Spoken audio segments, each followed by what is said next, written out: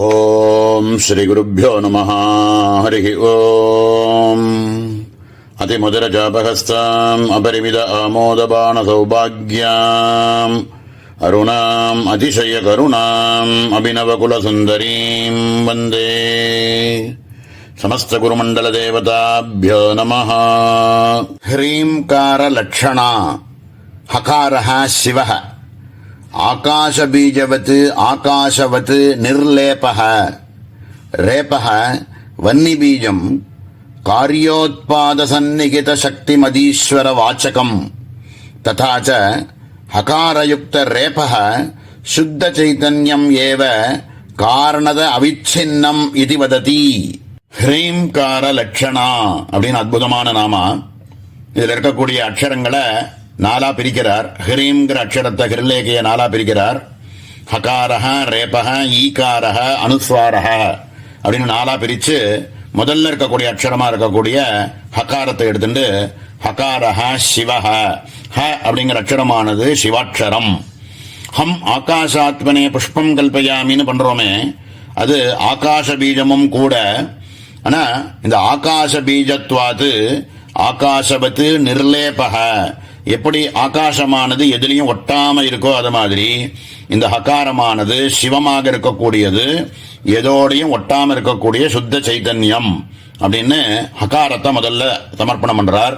ரெண்டாவதா இருக்கக்கூடிய ரேபம் அப்படின்னு சொல்றோமே, இதுக்கு வன்னி பீஜம். எப்படின்னா ரம் வன்னியாத்மனே தீபங்கல்பயாமி அப்படின்னு பண்றோம் இல்லையா, அந்த ரேபம் அப்படிங்கிறது அக்னி பீஜம். ரகாரம்னு சொல்ற வழக்கம் இல்ல, ரேபம்னு சொல்றோம். ரேபக வன்னி பீஜம் அப்படின்னு சொல்லுவா. இது சர்வ காரிய உற்பத்திக்கு சந்நிகிதமாக இருக்கக்கூடிய சக்திமதீஸ்வர வாச்சகம் அப்படின்னு சொல்றார். என்னன்னா எல்லாத்தையும் உண்டு பண்ணக்கூடியது. நம்ம நார்மலா என்ன நினைக்கிறோம், அக்னி அப்படின்னா எல்லாத்தையும் எரிக்கக்கூடியதுன்னு நினைக்கிறோமோ. ஆனா இந்த ரேபம் அப்படின்னு சொல்லக்கூடிய இந்த அக்னி பீஜமானது சர்வ காரியத்தையும் உண்டு பண்றதுக்கு சந்நிகிதமாக இருக்கக்கூடிய சக்தி உடையது இந்த அக்னி அப்படின்னு. அக்னி அப்படிங்கிறது சர்வ சிருஷ்டிகர்த்தா அப்படின்னு சொல்லுவா. எப்படி அப்படின்னா சூரியன் அப்படின்னு சொல்லக்கூடிய ஒரு அக்னியா இருந்துட்டு சர்வத்துக்கும் உண்டு பண்ணக்கூடியது. சூரியன் இருந்தால் தான் எதுவுமே செடி கொடிகள் எல்லாமே உண்டாகும். எல்லாத்துக்கும் புஷ்டி கொடுக்கக்கூடியது சூரியனாக இருக்கக்கூடிய ஒரு அக்னி. சந்திரன் அப்படின்னு சொல்லக்கூடிய ஒரு அக்னியா இருந்து சர்வத்தையும் போஷணம் பண்ணக்கூடியது, எல்லாத்துக்கும் புஷ்டியை கொடுக்கக்கூடியது, அந்த மாதிரி ஒரு அக்னி. மூணாவதா இருக்கக்கூடிய அக்னி, நம்ம நிச்சயப்படி பார்த்துட்டு இருக்கக்கூடிய அக்னி, வீட்டில் பண்ணிட்டு இருக்கக்கூடிய அக்னின்னாக்க ஒரு வெந்நீர் வேணும்னா கூட அக்னி வச்சா தான் இந்த வெந்நீரை காக்க முடியும். அன்னம் உண்டு பண்ணணும்னா கூட, அன்னத்தை பாகம் பண்ணணும்னா கூட அக்னி இருந்தா தான் பாக்கம் பண்ண முடியும். ஆக எல்லாத்தையும் உண்டு பண்ணக்கூடியது அப்படிங்கிறது தான் காரிய உத்பாத சந்நிகித சக்தி ஈஸ்வர வாச்சகம் அப்படின்னு. இந்த ரேபம் அப்படின்னு சொல்லக்கூடியது அக்னி பீஜமானது எல்லாத்தையும் உண்டு பண்ணக்கூடியது அப்படின்னு.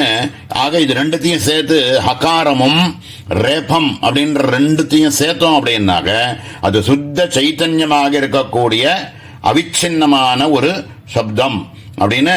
ரெண்டுத்தையும் சேர்த்து ஹகாரமும் ரேபமும் சேர்ந்து அவிச்சின்னமான சுத்த சைதன்யத்தை குறிக்கிறது அப்படின்னு முதல்ல சமர்ப்பணம் பண்ணியிருக்க. ஈகாரஹ மன்மத பீஜம் தத் காரண லட்சகதையா ஸ்திதி ஹேது விஷ்ணு ரூப சைதன்யம் அபிததாதி. அனுஸ்வாரஹ தஸ்மின்னேவ பதார்த்தே அபின்ன நிமித்த உபாதனே லயம் வக்தி. ஈகாரம் அப்படிங்கிறது மன்மத பீஜம் அப்படின்னு சொல்லுவா. தத் காரண லட்சகதையா ஸ்திதி ஹேது அப்படின்னு. இது ஸ்திதி காரணமாக இருக்கக்கூடிய விஷ்ணு சைத்தன்யம் அப்படின்னும் விஷ்ணு ரூப சைத்தன்யம் அபிததாதி அப்படின்னு. ஈகாரமானது மன்மத பீஜம், அது விஷ்ணு சைத்தன்யத்தை குறிக்கிறது. ஸ்திதி பண்ணக்கூடிய விஷ்ணு சைத்தன்யமாக இருக்கு அப்படின்னு ஈகாரத்தை சொல்லிட்டு, அனுஸ்வாரம் அப்படின்னு இருக்கக்கூடிய நாலாவதா இருக்கக்கூடியது இருக்கு, அந்த ரெண்டு புள்ளி மாதிரி இருக்கும் அனுஸ்வாரம். அது எதை குறிக்கிறது அப்படின்னா, அது தஸ்மின்னேவ பதார்த்தே அபின்ன நிமித்த உபாதனே லயம் பக்தி. அது லயத்தை குறிக்கக்கூடியது.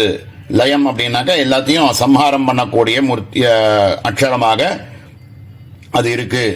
ஆக ததாச்ச ஹ்ரீம் இத்யுக்தே ஜகத் உற்பத்தி ஸ்திதிலய காரணம் சைதன்ய சக்தியா வாச்சியார்த்தः பிரதீயதே. ஆக ஹ்ரீம்னு சொல்லக்கூடிய பதத்தில் இருக்கக்கூடிய 4 வர்ணங்களையும் சேர்த்து இக்கு இரு ஈ இம் அப்படின்னு இப்ப பார்த்த தனித்தனியா பார்த்ததனுடைய சேர்த்து பார்க்கும் பொழுது ஹ்ரீம் அப்படிங்கிறது இந்த பிரபஞ்சத்தினுடைய உற்பத்தி ஸ்திதி லய காரணமாக இருக்கக்கூடிய சைத்தன்ய ஸ்வரூபமாக இருக்கக்கூடியதனுடைய வாச்சியார்த்தம் அப்படின்னு எல்லாத்துக்கும் சிருஷ்டி ஸ்திதி சம்ஹாரம் எல்லாத்துக்கும் காரணமாக இருக்கக்கூடியது இந்த ஹ்ரீம்னு சொல்லக்கூடிய சைத்தன்யம் அப்படின்னு சொல்லியிருக்கார். தஸ்யைவ உபாதி பரித்யாக ரூப லட்சணம் யஸ்யாஹா சா ததா ஈகாரஹ லட்சணம் தடஸ்த லட்சணம் யஸ்யாஹா சா இது வா ததா ஓம் ஹ்ரீம்கார லட்சணாயை நமஹ. ஆக இந்த ஹ்ரீம்னு சொல்லக்கூடிய இந்த மந்திரமானது இந்த பிரபஞ்சத்தினுடைய உற்பத்தி ஸ்திதி லயம் எல்லாத்தையும் காமிக்கக்கூடிய தடஸ்த லட்சணமாக இருக்கு. தடஸ்த லட்சணம்னா ஏற்கனவே நம்ம பார்த்துருக்கோம். வேற ஒன்னுத்த அடையாளம் காமிச்சு இன்னொன்னுத்த புரிய வைக்கிறதுக்கு தடஸ்த லட்சணம்னு பார்த்தோம்.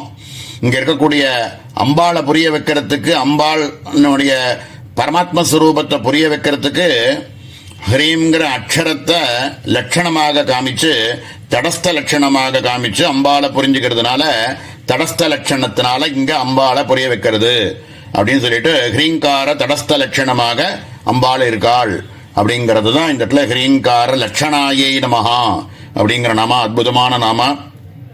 மேல இருக்கக்கூடிய ஹ்ரீங்கார ஜப சுப்ரீதா அப்படிங்கிற நாமாவை நாளைய தினம் பார்ப்போம். ஓம் சகனாவது சகனோ புனக்து சக வீர்யங்கரவாவஹை தேஜஸ்வினாவதீதமஸ்து மா வித்விஷாவஹை.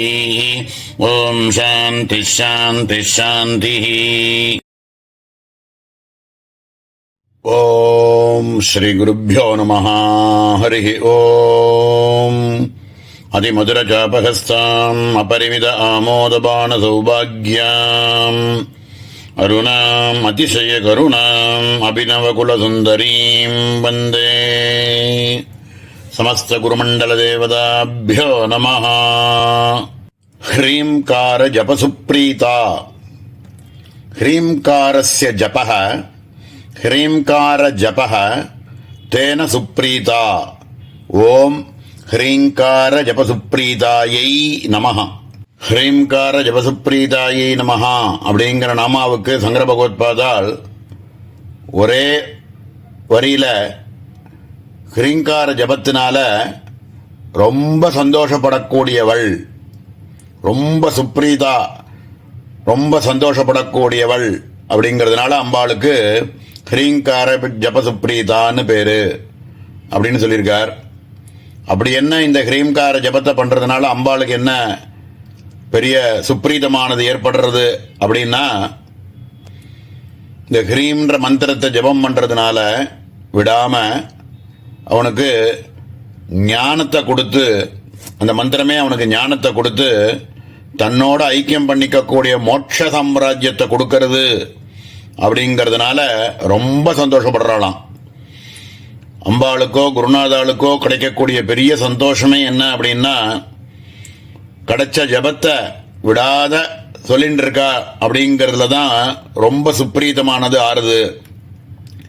அதுல என்னத்தினால அவளுக்கு சுப்ரீதம் ஆறுது அப்படின்னா, இது மோட்ச சாம்ராஜ்யத்தையே கொடுக்க வல்லவதமாக இருக்கே அப்படிங்கிறதுனால சுப்ரீதா அப்படிங்கிறது ரொம்ப அற்புதமான நாமா. மேல இருக்கக்கூடிய ஹ்ரீம் மதி அப்படிங்கிற நாமாவையும் சேர்த்து பார்க்கலாம்னு தோன்றது. ஹ்ரீம் மதி வாச்சகத்வேன லட்சகத்வேனவா லட்சிய பதார்த்த ரூபேணவா வாச்சிய வாச்சகயோஹோ அபேதேனவா அஸ்யா அஸ்தி இதி ஹ்ரீம் மதி. ஓம் ஹ்ரீம் மத்யை நமஹ.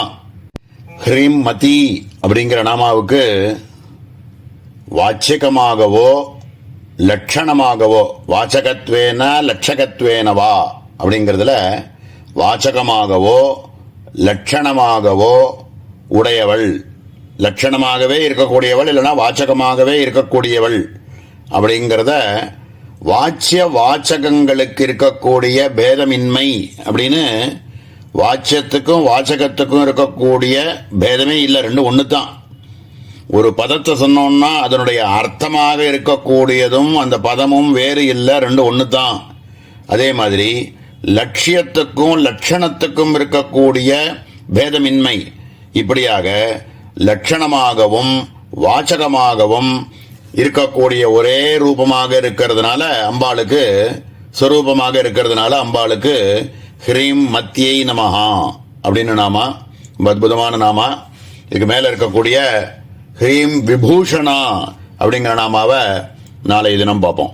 ஓம் சகனா பவது சகனோ புனக்து சகவீர்யங்கரவாவஹை தேஜஸ்வினாவதீதமஸ்தமா வித்விஷாவஹை.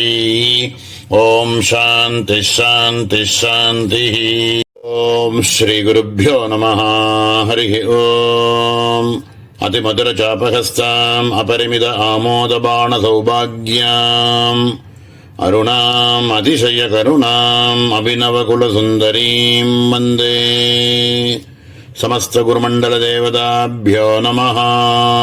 ஹ்ரீம் விபூஷணா கேவல ஜட மாயா வாச்சக ஹ்ரீங்காரः ததா ஹி ஹகாரः ஸ்வேதவாச்சகः ரேபः ரோஹித அர்த்தகः ஈகாரः நீலார்த்தகः ததா ச விசிஷ்டஸ்ய शुक्ल रक्त नीलवत् पदार्थ वाचकतया सत्वरजस्तमो गुणवत् प्रकृति वाचकत्वेन परिच्छिन्न अनृत जड दुःख स्वरूप वाच्यार्थकतया प्रकाश राहित्येन अनुपादेयतायां सत्यां तत् अवच्छिन्न स्वप्रकाश चैतन्य आकारतया ஹ்ரீம் விபூஷணா அப்படிங்கிற நாமாவுக்கு சங்கர பகவத்பாதால் கொடுக்கக்கூடிய பாஷ்யம், ஜட மாயா வாச்சகமாகவே இருக்கக்கூடிய ஹ்ரீம்காரத்தையே ஆபரணமாக உடையவள் அப்படிங்கிறதுனால, ஹ்ரீம் அப்படிங்கிறதையே ஆபரணமாக உடையவள் அப்படிங்கிறதுனால அம்பாளுக்கு ஹ்ரீம் விபூஷணா அப்படின்னு மேலோட ஒரு அர்த்தம் சொல்றார். இதுல ஹ்ரீம்னு இருக்கக்கூடிய அக்ஷரத்தில் இருக்கக்கூடிய ஹகாரம், ரேபம், ஈகாரம் அப்படிங்கிறத மூணா பிரித்து காமிச்சு, இவைகள் ஒவ்வொன்றுத்துக்கும் ஒரு ஒரு வர்ணங்கள் இருக்கு, கலர் இருக்கு அப்படிங்கிறத, ஹகாரம் அப்படிங்கிறது வெண்மை சுக்லவர்ணமாகவும், ரேபம் அப்படிங்கிறது சிகப்பு நிறமாகவும், ஈகாரமானது நீலவர்ணத்தையும் சொல்றது, காமிக்கிறது. அப்படி இருக்கிறதுனால இது ஹ்ரீம்காரம் அப்படிங்கிறது சத்வரஜஸ்தமோ குணத்தினுடைய அதை பிரதிபாதிக்கக்கூடியது அப்படின்னு. சத்வரஜஸ்தமோ குணம் அப்படிங்கிறதுக்கு இருக்கக்கூடிய வர்ணங்களை தான் வெள்ளை வர்ணம், வெளுப்பு வர்ணம், சிகப்பு வர்ணம், நீலவர்ணம் அப்படின்னு சத்வரஜஸ்தமஸ் அப்படின்னு சொல்லக்கூடிய மூணுத்தையும் பிரதிபாதிக்கக்கூடியது இந்த ஹ்ரீம்காரம் அப்படின்னு முதல்ல மேலோட சொல்றார். சுத்த சைத்தன்யமாக இருக்கக்கூடிய பரபிரம்ம வஸ்துவுக்கு மாயை அப்படிங்கிறதுனால ஏற்படக்கூடிய ஒரு கலக்கத்தினால ஒரு தோற்றமானது தேசம், காலம், வஸ்து அப்படிங்கிற பரிச்சேதங்கள் ஏற்பட்டு அந்த ஜட பிரபஞ்ச ரூபமாகவே தோற்றமளிக்கிறது. அப்படி தோற்றமளிக்கக்கூடிய இந்த பிரபஞ்சம் இருக்கே, அது அம்பாளை தவிர வேறாக தோணப்படுறது, வேறாக காணப்படுறது அப்படின்னு அறியப்படுறதாக இருக்கு. வாஸ்தவத்தில் அந்த சிச்சக்தி அப்படின்னு சொல்லக்கூடியதும் இந்த பிரபஞ்சம் அப்படிங்கிறதும் வேறே இல்லை, ரெண்டு ஒன்று தான். அதே சிச்சக்தியா இருக்கக்கூடிய பரபிரம்மஸ்வரூபமே தான் இந்த பிரபஞ்சமாக இருக்கு.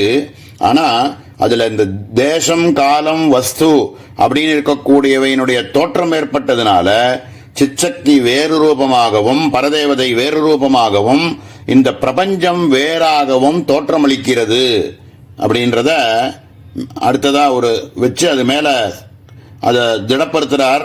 அதாவது இந்த சிச்சக்தி ரூபமாக இருக்கக்கூடிய இந்த பரதேவதை தான் இந்த அசத் ஜடத் ரூபமாக இருக்கக்கூடிய இந்த பிரகிருதிக்கு கூட அதிஷ்டானமாக இருந்து அதையுமே பிரகாசிக்கிறது. இந்த பிரபஞ்சம் இருக்குன்னு நமக்கு தோன்றது எதனால தோன்றது அப்படின்னா, அந்த சிச்சக்தியினுடைய அஸ்தித்வத்தினால்தான் இந்த பிரபஞ்சம் இருக்கிறதே நமக்கு தெரியறது. ஆனா அது அந்த அதனுடைய பிரகாசத்தினால தெரிஞ்சாலும் அதை நமக்கு தெரிய விடாம இந்த பிரபஞ்சம் மட்டுமே தெரியற மாதிரி ஒரு பிரமையானது நமக்கு ஏற்படுறது. அதனால இந்த பரதேவதைக்கு இந்த ஹ்ரீம்காரமானதே பூஷணமாக இருக்கு அப்படின்னு ஸ்தாபனம் பண்றார். விசிஷ்டார்த்தஸ்ய ஆபாத மஸ்தக பூஷித தருணீவத் ஆனந்தஸ்வரூபதயா தத் வாச்சக ஹ்ரீம் பதஸ்ய அஷ்ட ஐஸ்வர்ய சித்தி பிரதான சக்தியாதாயகதயா சோபாயமானம் பூஷணவத் குண்டலீ புருஷः இத்யத்ர குண்டலஸ்ய உபலட்சணதயா இதர சஜாதீய ஆதிவ்யாவர்த்தகத்வம் ததாஸ்யாபி பீஜகஸ்ய இதர வியாவృத்த வாச்யார்த்தகோச்சர பிரமாஜனகத்வேன பூஷணவத் யஸ்யாஹ சா ததா ஹ்ரீம் விபூஷணாயை நமஹ. இப்போ இதுக்கு முன்னாடி சொன்ன வாசகத்தில் அம்பாளுக்கு ஹ்ரீம்காரமானது பூஷணமாக இருக்கு அப்படின்னு சொன்னதை அப்படியே திருப்பி ரெண்டாவதா வேற ஒரு அர்த்தமா சொல்றார். இந்த அம்பாளே ஹ்ரீம்காரத்துக்கு பூஷணமாக இருக்கா அப்படிங்கிற மாதிரி அப்படியும் இதை புரிஞ்சுக்கலாம் அப்படின்னு ரெண்டாவதா ஸ்தாபனம் பண்றார். அதாவது அம்பாளினுடைய உச்சந்தலையிலேருந்து ஆரம்பிச்சு பாதாரவிந்தம் வரைக்கும் இருக்கக்கூடிய சர்வ அங்கங்களிலும் பூஷணங்கள் எல்லாத்தையும் போட்டுண்டு சர்வாபரண பூஷிதாயி நமஹாங்கிற மாதிரி சர்வ பூஷணங்களையும் போட்டுண்டு ஒரு யௌவன ஸ்திரீ போல காட்சியளிச்சு அந்த சத் ஸ்வரூப ஆனந்தத்திலேயே ஹ்ரீங்காரத்துக்கு சத்தாபூர்த்திய கொடுத்து அதற்கு அஷ்ட ஐஸ்வர்யங்களையும் கொடுக்கக்கூடிய வலிமையையும் அம்பாளே அதுக்கு கொடுத்து ஹ்ரீங்காரத்துக்கு கொடுத்து அந்த சக்தியினால ஹ்ரீங்காரத்துக்கு பரதேவதையே ஒரு ஆபரணமாக இருக்கிற மாதிரி அப்படியும் புரிஞ்சுக்கலாம், இப்படின்னு சொல்லலாம் அப்படின்னு ரெண்டாவது விதமா அப்படியே திருப்பி ஹ்ரீங்காரத்துக்கு அம்பாள் ஒரு பூஷணமாக இருக்காள் அப்படின்னு சொல்லலாம் அப்படின்னு ரெண்டாவதா ஒரு அர்த்தம் சொல்றார். இதனால சஜாத்தியமா இருக்கக்கூடிய இதர பீஜாட்சரங்கள் இருக்கே, ஹ்ரீம்காரம் மட்டும்தான் இல்லை, இந்த 15 அக்ஷரத்தோடு இருக்கக்கூடிய பிரம்ம வித்யில இருக்கக்கூடிய இதர அக்ஷரங்கள் இருக்கே, அத்தனை அக்ஷரங்களுக்கும் கூட அம்பாளே பூஷணமாக இருக்காள் அப்படின்னும் நம்ம புரிஞ்சுக்கலாம். அப்படிங்கிறதுனால ஹ்ரீம் விபூஷணாயை நமஹா அப்படின்னு அற்புதமான ஒரு அர்த்தத்தை ஸ்தாபனம் பண்ணியிருக்கார். இதுக்கு மேல இருக்கக்கூடிய ஹ்ரீம் ஷீலாயை நமஹா அப்படிங்கிற நாமாவை நாளைய தினம் பார்ப்போம். ஓம் சகனா பவது சகனோ புனக்து சக வீர்யங்கரவாவஹை தேஜஸ்வினாவதீதமஸ்து மா வித்விஷாவஹை. ஓம் சாந்தி சாந்தி சாந்தி. ஓம் ஸ்ரீ குருभ्यो நமः. ஹரி ஓம்.